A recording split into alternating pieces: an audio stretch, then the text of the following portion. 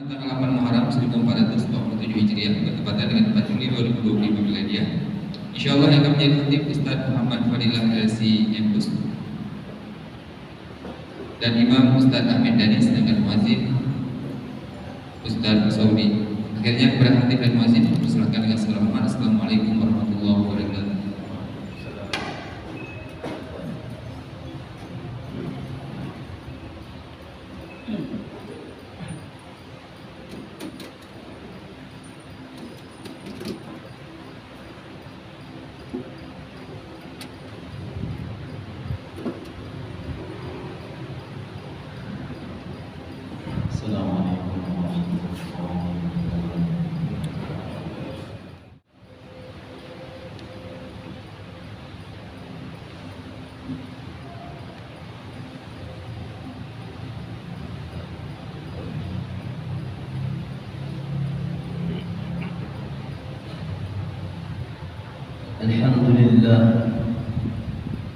الحمد لله بنعمته تتم الصالحات وبفضله تتنزل الخيرات والبركات وبتوفيقه تتحقق المقاصد والغايات.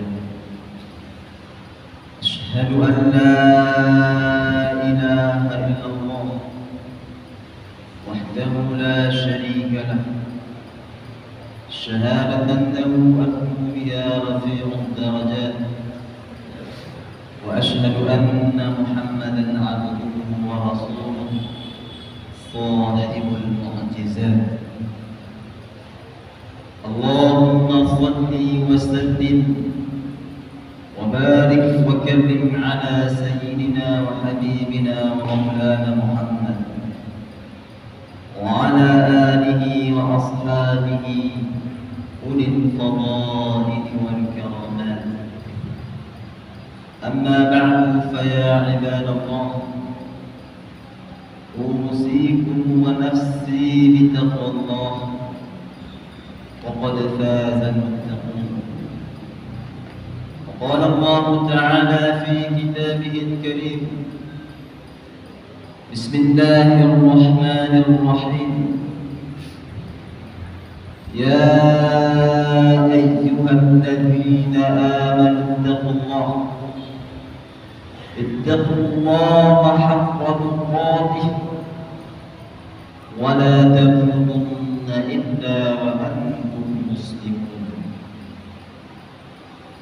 Hadirin sidang jamaah salat Jumat yang dimuliakan oleh Allah Subhanahu wa taala.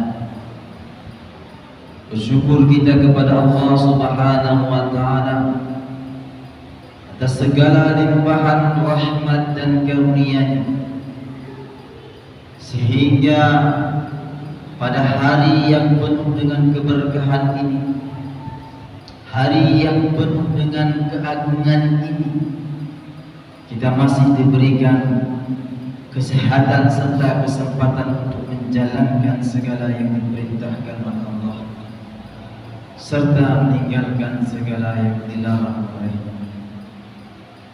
Mudah-mudahan hadirin yang dimuliakan oleh Allah Subhanahu wa taala, dengan limpahan rahmat dan karunia-Nya, menjadikan kita sebagai hamba-Nya yang bertakwa, hamba-Nya yang takut kepada Allah, hamba-Nya yang senantiasa menjalankan apa yang diperintahkan oleh Allah, serta meninggalkan segala yang dilarang olehnya.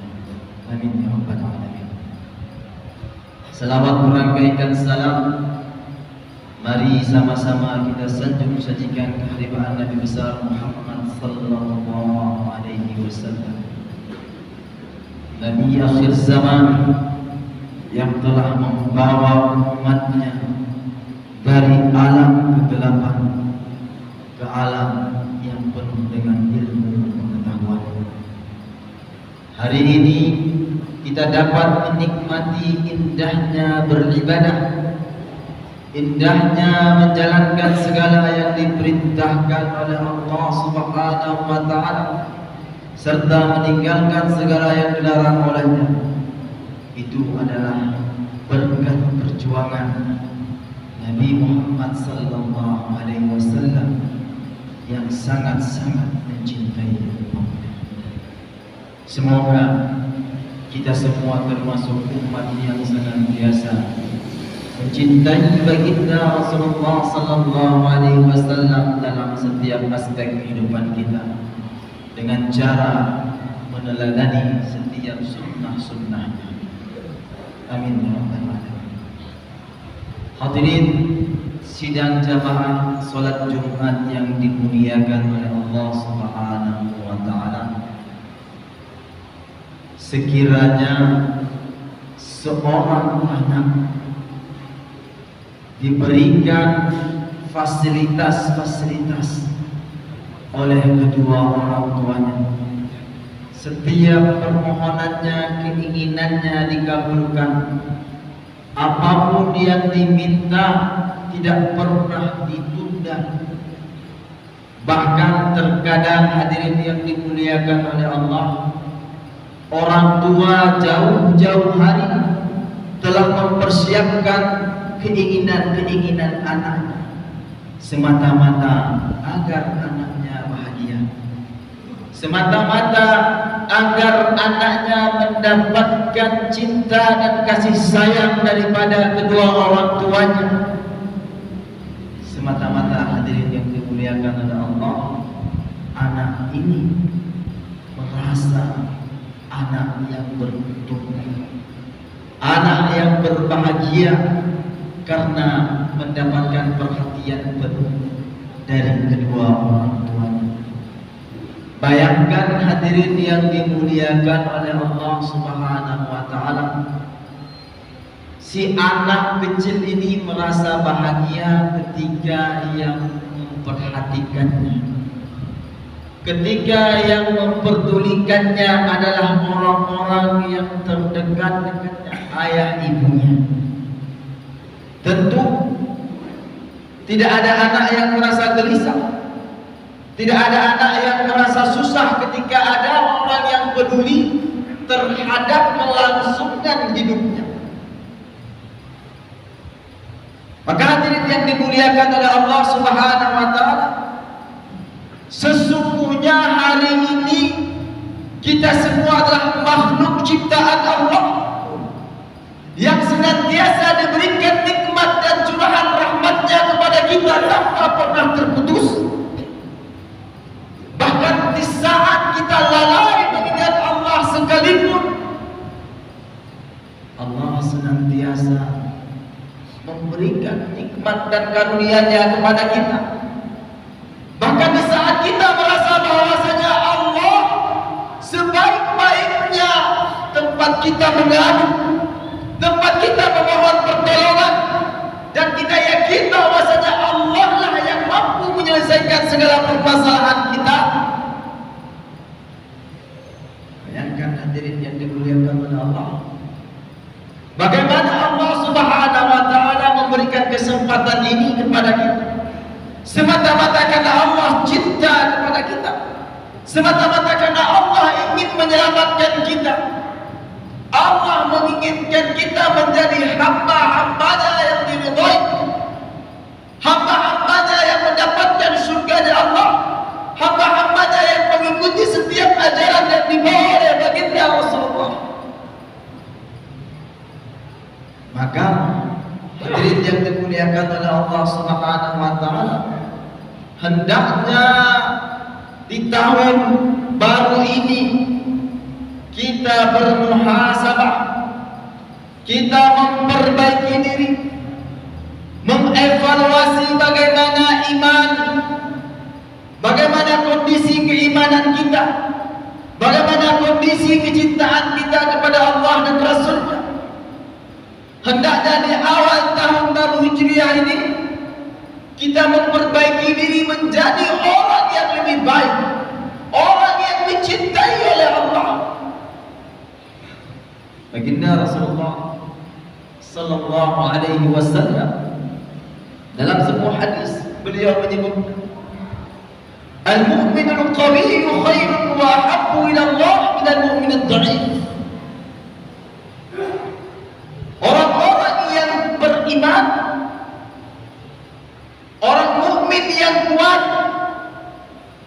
lebih baik, lebih dicintai oleh Allah Subhanahu wa taala daripada mukmin yang lemah.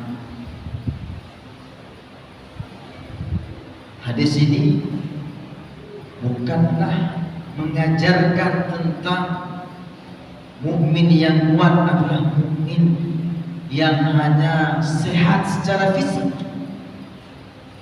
yang badannya gegap, yang badannya berotot, yang badannya kuat. Hadis ini tidak mengajarkan bahwasanya mukmin yang kuat mereka adalah mukmin yang hanya kuat sebatas fisiknya. Allah Subhanahu wa taala menjadikan kita sebagai makhluknya semata-mata agar kita menjadi hamba yang beribadah kepada-Nya. Maka bagaimana hadirin yang dimuliakan oleh Allah Subhanahu wa taala kita bisa menjadi mukmin yang lebih baik dan dicintai oleh Allah Subhanahu wa taala. Allah Subhanahu wa taala memberikan akal kepada setiap manusia, di mana akal ini menjadikan perbedaan yang besar di antara makhluk-makhluk Allah yang lainnya. Orang-orang yang diberikan akal ini adalah orang-orang yang dimuliakan oleh Allah Subhanahu wa taala. Orang-orang yang dilebihkan oleh Allah Subhanahu wa taala dibandingkan makhluk yang lainnya. Maka tak patut hadirin yang dimuliakan oleh Allah, maaf, kita menyamakan diri kita layaknya hewan-hewan yang tak berakal. Hewan-hewan yang tak berakal ketika mereka buang hajat sembarangan, ketika mereka melanggar aturan-aturan yang telah kita tetapkan, maka mereka adalah makhluk hewan yang tak berakal. Sedangkan kita Allah berikan akal, Allah berikan kita kesempurnaan akal agar kita mampu berfikir, mampu membedakan mana yang baik, mana yang tidak baik, mana yang hak, mana yang batil. Semata-mata Allah memberikan akal ini agar kita mampu berfikir lebih jernih, hadirin yang dimuliakan oleh Allah. Maka mukmin yang kuat, dia tidak akan menggunakan akalnya menjadi hancur. Dia tidak akan menjadikan narkoba sebagai salah satu konsumsi hariannya, karena dia tahu narkoba, narkotika dan yang sejenisnya mampu merusak akalnya. Minuman keras mampu merusak akal. Maka mukmin yang cerdas, mukmin yang kuat tidak akan menggunakan akalnya untuk melakukan hal-hal yang dilarang oleh Allah. Bahkan mukmin yang kuat tidak akan menggunakan akalnya untuk merendahkan orang lain, karena sesungguhnya manusia ini sama di hadapan Allah Subhanahu wa taala. Orang yang memiliki akal yang kuat, mukmin yang cerdas, dia tahu bahwasanya kehidupannya dia di dunia ini adalah sementara. Dia tahu bahwasanya ibadahnya orang yang berilmu lebih baik daripada ibadahnya orang yang tak berilmu. Maka dia akan gunakan akalnya untuk belajar. Dia akan mencari ilmu, bukan hanya ilmu yang bermanfaat untuk akhiratnya, maka dia juga mencari ilmu yang terkadang mampu memberikan manfaat untuk keuntungan dunianya. Maka orang yang memiliki akal yang kuat, hadirin yang dimuliakan oleh Allah, akal yang cerdas, akal yang senantiasa yakin kepada Allah, akal yang senantiasa percaya kepada ajaran yang dibawa oleh baginda Rasulullah sallallahu alaihi wasallam, akan menjalankan apapun yang diperintahkan oleh Allah Subhanahu wa taala dengan sebenar-benarnya. Maka hendaknya hadirin yang dimuliakan oleh Allah Subhanahu wa taala, mari sama-sama kita mengevaluasi kembali nikmat akal yang Allah berikan kepada kita ini, agar nikmat ini bermanfaat untuk kebaikan kita, baik di dunia maupun di akhirat. Orang-orang memiliki akal yang cerdas, akal yang kuat, dia tahu apa yang harus dia lakukan. Dia tahu bahwasannya ruhnya ini butuh kepada asupan-asupan, sebagaimana jasadnya butuh kepada makanan dan minuman, maka ruhnya pun butuh kepada makanan dan minuman. Maka asupan yang dibutuhkan oleh ruh bukanlah makanan-makanan yang kita makan pagi, siang dan malam, bukanlah minuman-minuman yang kita nikmati pagi, siang dan malam, tapi asupan ataupun makanan ruh ini adalah asupan yang membawa kita kepada kebahagiaan, yang membawa kita kepada ketenangan, yang membawa kita kepada kemenangan. Imam As-Sirqati rahimahullah ta'ala, beliau menasihati kita agar kita benar-benar menyibukkan diri kita dengan Al-Quran,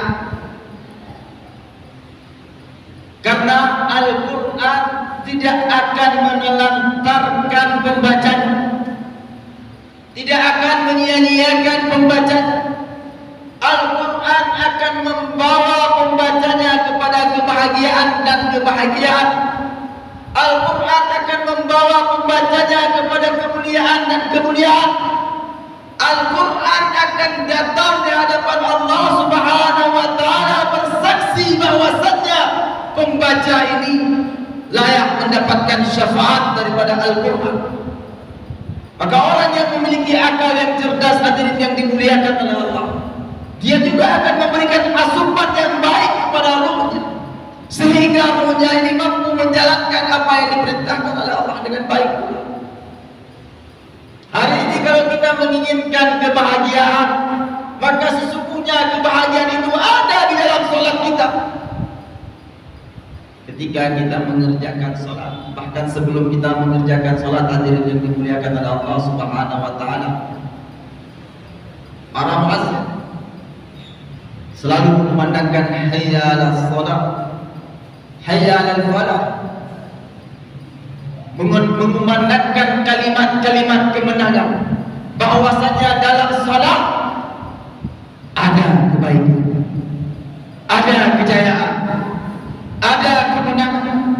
Bahkan Allah Subhanahu wa ta'ala memberikan ajaran kepada kita, wasta'inu bis sabri was salah.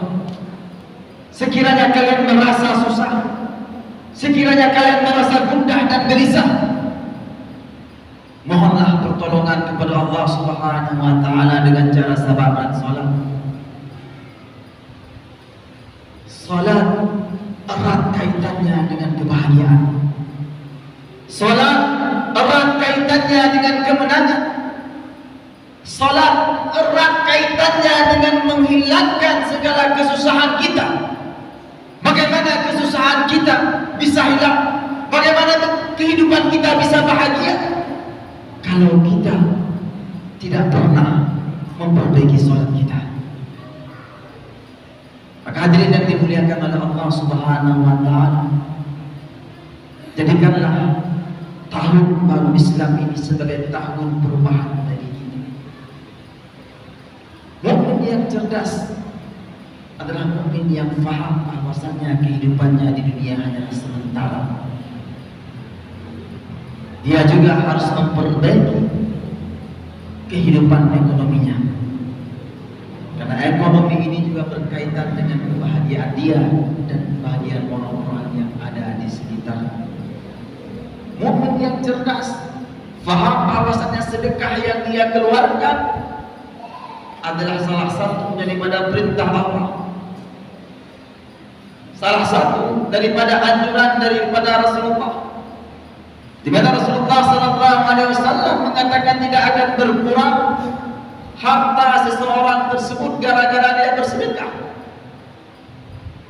Kalau ibadah salat yang kita kerjakan, bacaan Al-Quran yang kita baca, puasa yang kita kerjakan, itu gangguannya cuma diganggu oleh satu syaitan, Tetapi kalau kita mau bersedekah, ada 70 syaitan yang akan mengganggu kita. Makanya hadirin yang dimuliakan oleh Allah, kadang-kadang ketika kita mau bersedekah, mau kita berinfak, berat rasanya. Lebih susah rasanya bersedekah. Kenapa? 70 syaitan ikut mengganggu kita agar kita tidak bisa bersedekah. Padahal kalau kita yakin bahwasanya tidak akan pernah berkurang harta dari orang-orang yang bersedekah, maka insya Allah hadirin yang dimuliakan oleh Allah, kita sudah termasuk di antara mukmin yang kuat, mukmin yang lebih baik, mukmin yang lebih dicintai oleh Allah Subhanahu wa taala. Mudah-mudahan hadirin yang dimuliakan oleh Allah, Allah Subhanahu wa taala senantiasa membimbing kita kepada arah yang lebih baik, membawa kita kepada arah-arah yang diridhai olehnya, serta menguatkan iman kita, mengokohkan iman kita untuk yakin kepada Allah, untuk benar-benar beriman kepada Allah dan kepada baginda Rasulullah sallallahu alaihi wasallam. Semoga di tahun baru Hijriah ini kehidupan kita menjadi lebih baik, kehidupan kita menjadi lebih dicintai, dan kita termasuk di antara orang-orang yang akan mendapatkan ridha Allah Subhanahu wa taala. Amin ya rabbal alamin. Alhamdulillah, alhamdulillahilladzi hadana li hadza wa ma kunna linahtadiya laula an hadana Allah. Asyhadu an la ilaha illallah wahdahu la syarika lah wa asyhadu anna Muhammadan abduhu wa rasuluhu la nabiyya ba'dahu. Allahumma shalli wa sallim wa barik wa karrim ala sayyidina wa nabiyyina wa maulana Muhammad wa ala alihi wa sahbihi ajma'in. Amma ba'du, fa ya ibadallah, usikum wa nafsi bi taqwallah wa qad faza al-muttaqun. Qala Allah ta'ala fi kitabihi al-karim, bismillahir rahmanir rahim, qul huwallahu ahad, Allahus samad, lam yalid wa lam yulad wa lam yakul lahu kufuwan ahad. Barakallahu li wa lakum fil Qur'anil 'azim, nafa'ani wa iyyakum ma fihi min al-ayati wadh-dhikril hakim. Taqabbal minni wa minkum tilawatahu innahu huwas samiul 'alim.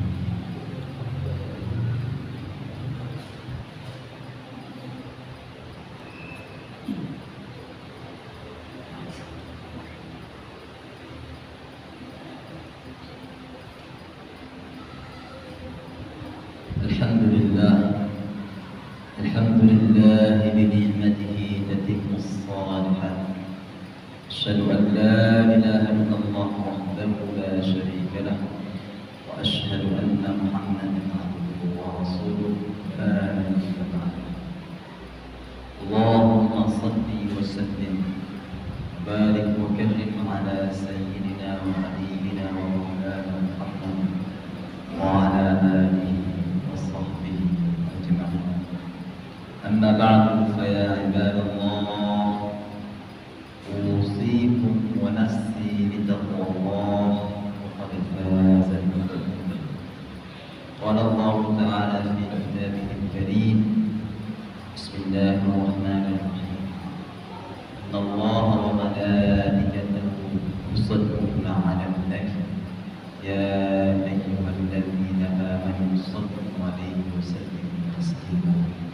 اللهم اغفر للمسلمين والمسلمات والمؤمنين والمؤمنات الأحياء منهم والأموات إنك سميع قريب مجيب الدعوات ويا قاضي الحاجات. اللهم أعز الإسلام والمسلمين وأذل الشرك والمشركين ودمر أعداءك أعداءنا أعداء الدين. اللهم شتت شملهم وفرق جمعهم وزلزل أقدامهم يا رب العالمين. اللهم انصر إخواننا المسلمين المستضعفين في فلسطين. اللهم انصر إخواننا المسلمين في فلسطين. اللهم انصر إخواننا المسلمين المستضعفين في فلسطين يا عزيز يا رحمن يا كريم. ربنا آتنا في الدنيا حسنة وفي الآخرة حسنة